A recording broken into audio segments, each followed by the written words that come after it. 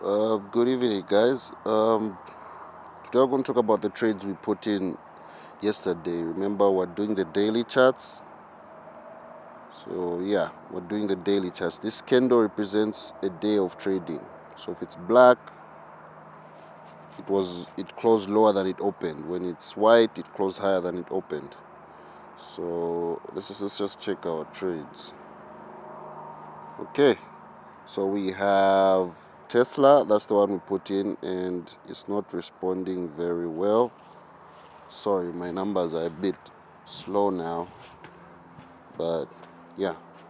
So as you can see, Tesla is still getting a pummeling. It is still getting a pummeling, but the good news is that the British pound to the USD, that one is still doing great.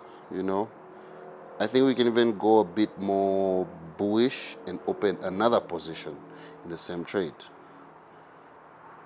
Oh, can't. So okay. Anyway, what we usually do is, because remember, we're building a strategy. We've held this trade like for about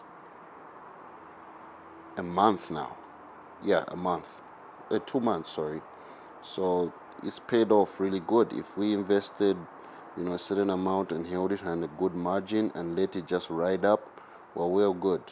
Tesla, I put it in yesterday. You can see the time and the date, and it's not doing that well. It's not doing that well. Yeah, it's not doing that well. But like I said, we're long-term traders. We don't want to close our positions in a day or two, usually in a week. If it happens earlier, that's when we close. But Tesla is they've got a rumored to have a new guy to replace Elon Musk in the administrative part. I think he's a genius, but it got way too out of hand. He couldn't be on top of everything. Yeah, he should just probably give his guidance, not actually run the whole show. So we're gonna hold that. Copper is looking great today. I don't know what's happening in the markets, but it's going great. So that's another trade you should consider. Ripple and Bitcoin, it has lost because I've seen Bitcoin is actually trying to gain back. So smart thing to do is just close the trade. Close the trade. Okay. My internet is really slow, so unfortunately we're going to do this a bit later. So yeah, I'm going to close the trades later on. The internet is a bit slow, sorry about that. But we're going to close this one because we want to open to Bitcoin now. We want to go Bitcoin's way. We're going to go Bitcoin's way. And copper, we're going to go in with super aggressive because you've seen this is like 4%. Hopefully it can go up even to like 10. So we're going to put in a really high leverage or lot size. Okay, so that's my take for today. As you can see, Tesla, this is when it's hitting its low. It's low, like lowest. You've seen that 255, 55, 58, so it's hovering about that low again. So I think it has to just support. It just has to. I don't think it's time for it to go very low. So we're definitely bullish on Tesla.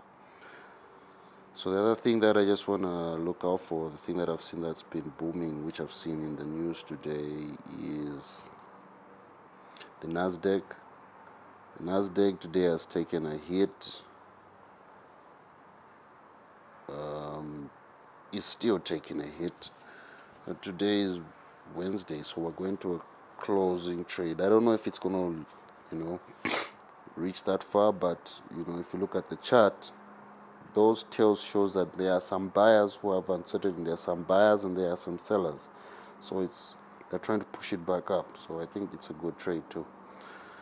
But, forecasts are saying negative. But I think from what the Fed did today, dollar is going to be a bit stable because they know oil is propping up the dollar, the dollar itself as a currency. So they're propping it up with oil, crude oil, sorry, forgive me.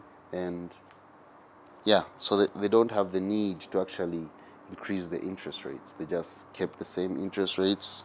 It's about kept the same interest rates. There was a massive sell-off of 10-year treasury bonds. US 10-year treasury bonds. There was a massive sell-off. So they went really low. The yield to maturity increased. So I think people are going to go back to shares now. So I think they'll rally back up because everybody was focusing on the bonds. They want, if there was going to be an increase, they were going to buy and forget about the old bonds because they've got more interest. So yeah, so I think now, like, the same strategy goes. That's the way you play with stocks and bonds. You have to play with them. So yeah, that's my forecast. Like I said, I'm going to do another video on bonds exactly, and what is happening with the dollar.